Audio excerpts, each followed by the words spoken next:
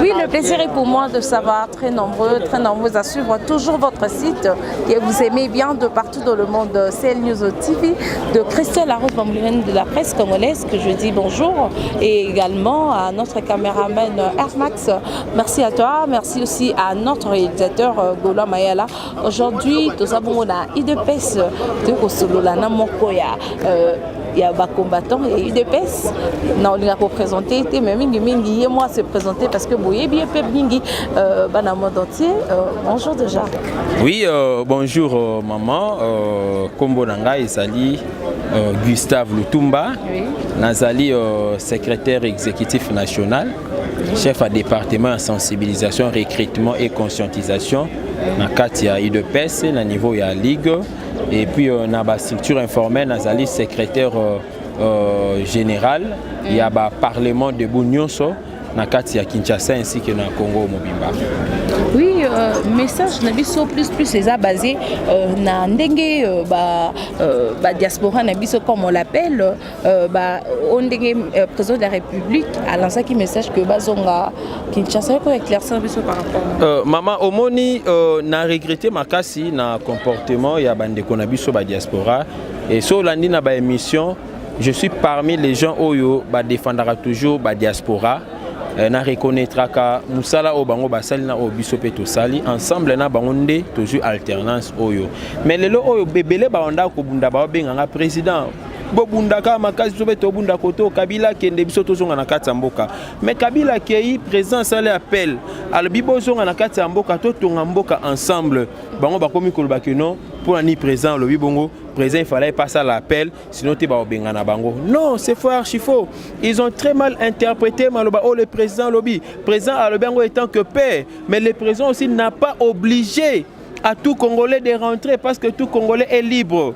À quoi il faut choisir à comme un français, à comme un anglais, à comme un marocain, etc. Mais tant que le président a dit que banana biso yambo kabaza belé libanda ba msoupe ba passer ba moment moko difficile, on ne peut pas tout dire. On ne dit pas que tout le monde doit aller na poto ndaza na vie moko heureuse. Ils appellent na ba oyo à un moment donné ba souffra qu'avant même que le kabandeko bazali juste à na Kinshasa. Alors ce président lobika bongo que non bozonga na katamboka est-ce qu'on a des commis lisumu? Bozonga na mboka tant que maramnan bosali loko mokote. Mais makambango to sala ensemble na bande ko na biso diaspora parce que parmi bango ezana ba o bazali na bambongo ezana ba o bazana ba entreprise ba tia yango kuna na bamboka wana. Batina bango na bamboko ebike bato nsu bateka mapangu ateki lupangu na bi na tini bana nga na poto ba kekoluka po a na Congo mpasi na passe. Mais siko soki kuna yo OK na poto sali 30 ans 20 ans 40 ans okoyi ko somba lupangu te président biso abiki no zonga na kati ya mboka to travailler ensemble peut-être ceux to travailler ensemble vous comprenez un peu? Il fallait là quand même, il y a un peu déçu. Mais Elo connaît ni président, il fallait raser là. Le président ne va pas construire le pays seul, ma soeur.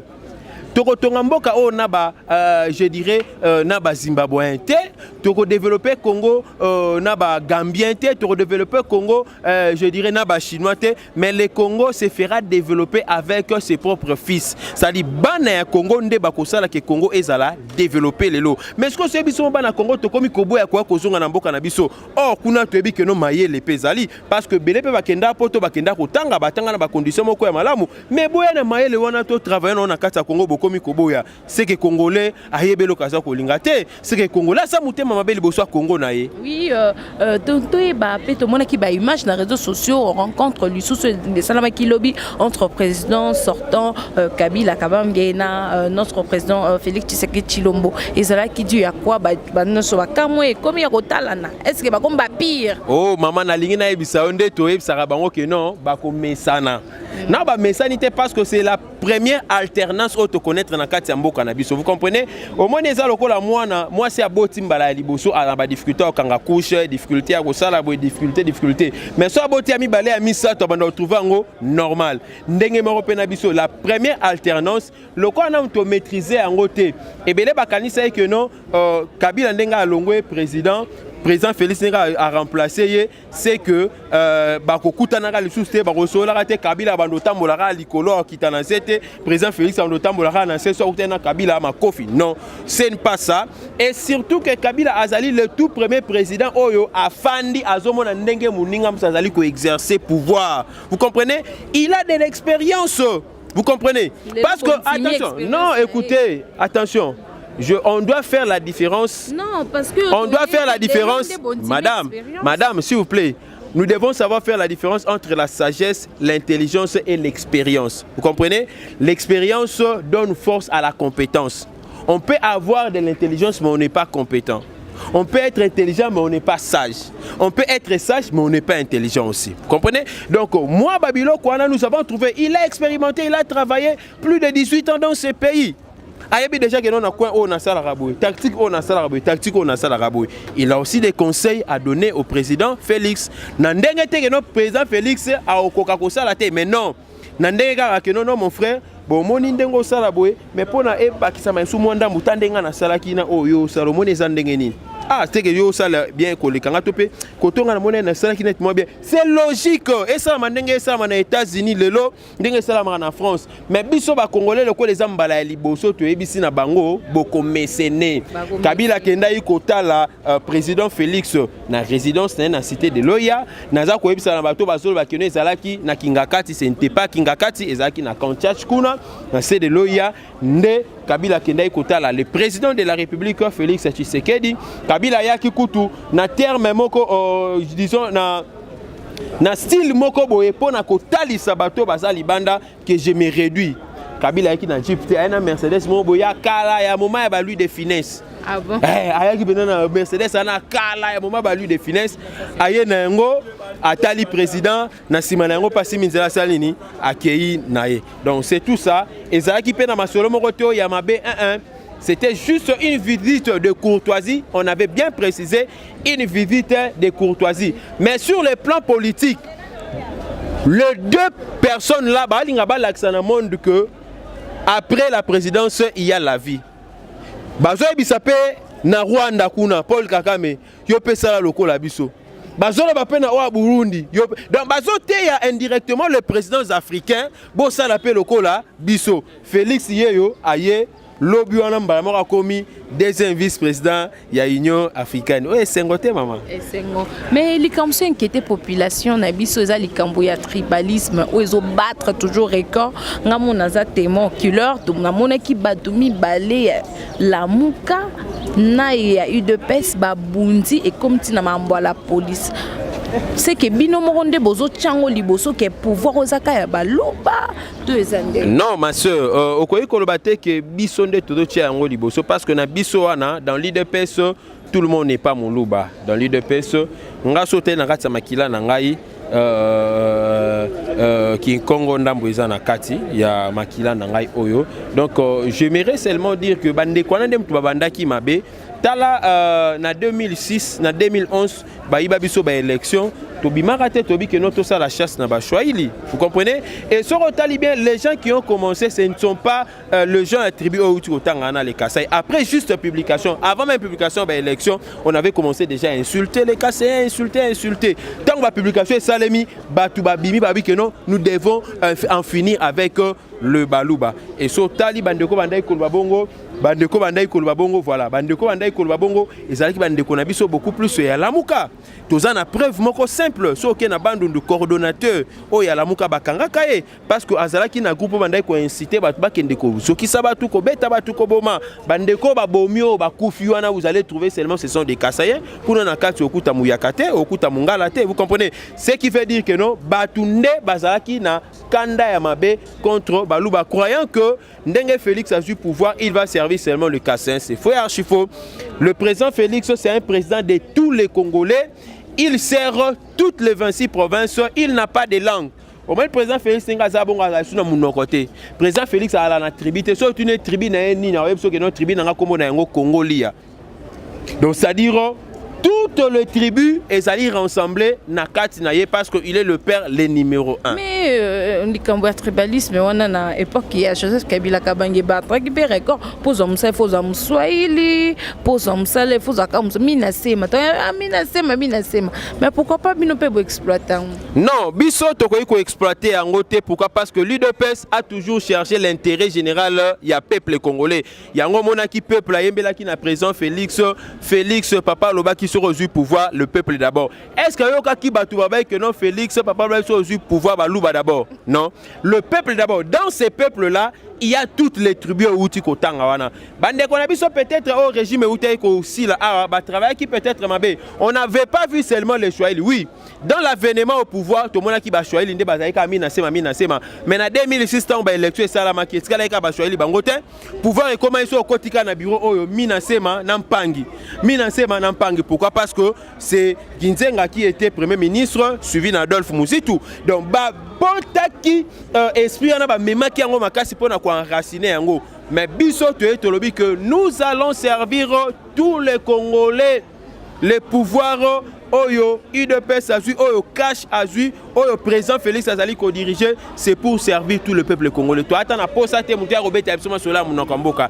Lingala nde ezali munokamboka na biso. Vous comprenez un peu? Et puis na ina préciser que tribalisme ezalaka en rapport na munoko mboka te parce que ngana mu Congo c'est na baka mu Congo wa baka ki Congo tribaliste so ngana mu Congo na baka ki Congo benga tribaliste muluba za muluba aloba chiluba o bengi tribaliste. Alors biso pe bato to ba lingala c'est que biso ne to ba vrai tribaliste parce que lingala elo ba partout et puis lingala c'est to ba lingala encore pour na baninga mususu ba yokate. Donc comprenez que le tribalisme n'a pas trait avec la langue parlée. Na Congo, tu as 4 langues nationales. Il faut la langue nationale et l'Obama. Ce n'est pas tout celui qui parle qui Congo et qui Nazamu Congo. Ce n'est pas tout celui qui parle Chiluba et Kazamuluba. Ce n'est pas aussi tout celui qui parle le Lingala ya Bakanja. Ne Aouti Penana Bakanja. Non. Oui, merci. Question Yasuka pour te chuter mission Mkonalelo. Oui, maman. Rumeur OEP Ezo Lobama Mingi. Il y a cortège à Félix Tshisekedi au batamoto ba beta ki bango ba loba. Et puis que l'on appelle loba avec mes binobo loba la ngomité na réaction bosaki mabe. Bon, na évité cortège on ba betela bango wapi na niveau nini. Vous savez Ezana batu moko baza pour nous déformer l'information, pour intoxiquer batu. On n'a pas séquestré les gens. Batkali jamais kokanga batu ko beta bango, mais sauf que ngana yebi na niveau apport makelele on avait arrêté les gens. Hein, bazongi saki bango balinga ba kende juste quoi accompagner, on les avait juste arrêtés. Bozonga non ko beta ba beta ki fimbouté. Bon, à supposer, hein, nabi à supposer que non ba beta ki. Ce à supposer que non ba beta ki, c'est que ba te ki bango. Et ce écoute ba beta ki bango, moi je dirais que c'est mieux parce que Bible zoloba papa beta ramono alinga kaming. Et ce qui le président Félix abandi ko beta nanu ba wewa ndenge yo lobeli wana. Abandi ko beta nanu ba wewa. Oyo kuta ko kay ko protéger. Au moins na te que ça message alinga la ksa bango que non na présent na bino ba wewa te. Na présent père bato ba kumbara ba 207, na présent père bato ba kumbara ba grand cas, na président ya ba congolais nyonso. C'est déjà un message. Olé bato ko tu ba sepela na yango, bato ba luka ba diaboliser. Je comprends que ça na bato mususu awa spécialité na bango ezali diabo. Donc Damas mususu pona bango ezateka ka diabo et puis bato lo lenga na so otalier bien à la muki na ma na kuita pongi. Ce qu'on a bien été. OK, merci beaucoup Mboula pour comprendre biso mo matanga Mboula kana rythme Congo kwa Mboula beta bo comprendre beta partout. Voilà. Message ya fin na ba ino so Orlando de partout dans le monde bozoliba. Comment ba salutation na au numéro de contact parce que ça là vraiment très important na ba ino so ça besoin y ba information ya UDPS na libanda ya Mboka ata na Congo. Oui, merci beaucoup maman. On a reçu là, il y aura aussi possibilité avant fin de semaine tout ça là dessus vraiment émission. Oui. Pour on a senti que non moi ba idéologie ça qui a koloba mingi mais vimbula tozo banga parce que talaka kandeni ni ezalaka mais bande konyo so na pesi binombo to bolandinga na émission oyo na osenga na biso toza na bomoko to bundela intérêt général ya Congo. Le président de la République nyonso azalaka na libota oyo ya botamela mais quand il sert il doit servir toute la nation. Oh nyonso na posa obenganga na plus 243 89 457 33 88. Deuxième numéro ezali plus 243 989 703 à la fin. Mais na lingi na ebisa na bandeko tout boza na diaspora. toza na ASBL moko oyo ezali awa kombo nango Azafach. Azafach ezali juste une association oyo ezali wana pona ko soutenir na ko accompagner ba action ya président Félix Tshisekedi. Et salemi na batu o baza libanda te. Mais moi qui vous parle, je suis l'un des cadres na kati ya parti, je sais de quoi je parle et na kati na yango wana tozali kozwa possibilité ya bande ko mususu ba koyi kolukata nsuba ya pona ko s'investir na kati ya mboka na biso. Yaka makambo ebele ezali oyo tokosolola nyonso tokosolola boyete même sous tosolola chombo chombo benganga ba numéro wana na WhatsApp okozwa ngai benganga pe na appel direct okozwa ngai soki vraiment osepelaki na ndenga na lobaki sala ba commentaire ya makasi partager pe vidéo oyo soki osepelaki te pesanga ba conseil pour Nambala Yassima na Bongisa. Merci beaucoup, merci à vous tous qui étaient branchés. Kolanda Bisso, merci à Rokar, ministre des Millions Garçons, merci à Christelle Larose, merci à Baïna Sobola Bisso de partout dans le monde de Tolingarabino. Vraiment, il y a trop. Toko Yambela Bino Sousouye, bien, dialoguer. Car on a rythme un beau candé, car Tolobaka. Merci à Papine Zolabisso, merci à Max pour les images, merci à notre réalisateur Golo Mayala. D'ici là, portez-vous bien, à bientôt, bye bye.